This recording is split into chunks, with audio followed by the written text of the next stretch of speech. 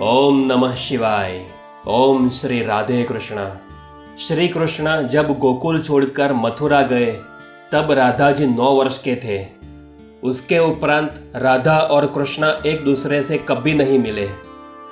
एक बार स्वर्ग में विचरण करते हुए राधा और कृष्ण अचानक एक दूसरे के सामने आ गए।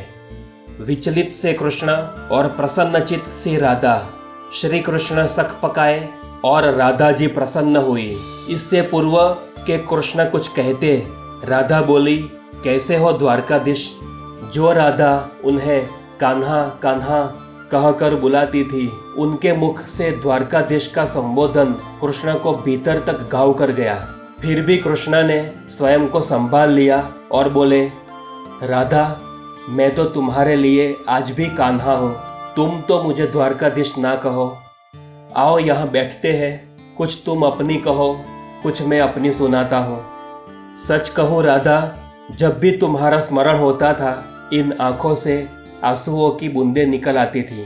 राधा बोली, ऐसा हमारे साथ कभी नहीं हुआ। न कभी तुम्हारा स्मरण हुआ और न कभी कोई आंसू बहा, क्योंकि हम तुम्हें कभी भूले ही कहाँ थे जो तुम्हारा स्मरण करना पड़े। तुम तो सदा इन आंखों में रहते थे, कहीं आंसुओं के साथ बह न जाओ, इसलिए हम रोते भी नहीं थे। राधा कृष्ण से कहती है, क्या तुम जानते हो प्रेम से अलग होने पर तुमने क्या क्या खोया।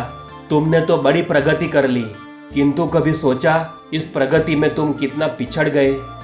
यमुना के मीठे पानी से जीवन प्रारंभ किया था और समुंदर के खारे पानी तक पहुंच गए। एक उंगली पर चलने वाले सुदर्शन चक्र पर भरोसा कर लिया और 10 उंगलियों पर चलने वाली बांसुरी को भूल गए।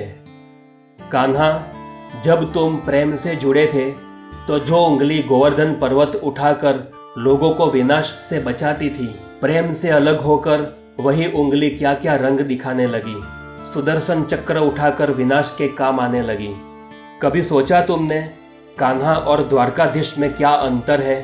कान्हा होते तो तुम सुदामा के घर जाते, किंतु तुम तो द्वारकाधीश बन के बैठे थे, इसीलिए तुम्हें मिलने के लिए सुदामा को तुम्हारे महल में आना पड़ा। युद्ध में और प्रेम में यही तो अंतर होता है। युद्ध में आप दूसरों को मिटाकर विजय प्राप्त करते हैं और प्रेम में आप स्वयं मिटकर विजयी होते हैं।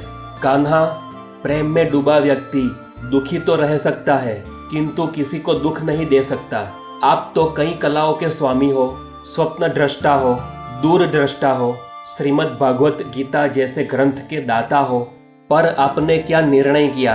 अपनी पूरी नारायणी सेना कौरवों को सौंप दी और स्वयं को पांडवों के साथ कर लिया। सेना तो आपकी ही प्रजा थी। राजा तो प्रजा का पालक होता है, प्रजा का रक्षक होता है। आप जैसा ज्ञानी उस रथ को चला रहा था जिस पर बैठा अर्जुन आपकी प्रजा का ही वध कर रहा था। अपनी प्रजा को मरता देख आपको करुणा नहीं आई, क्योंकि आप प्रेम में शून्य हो चुके थे, इसलिए आप उस दृष्टि से नहीं देख पाए।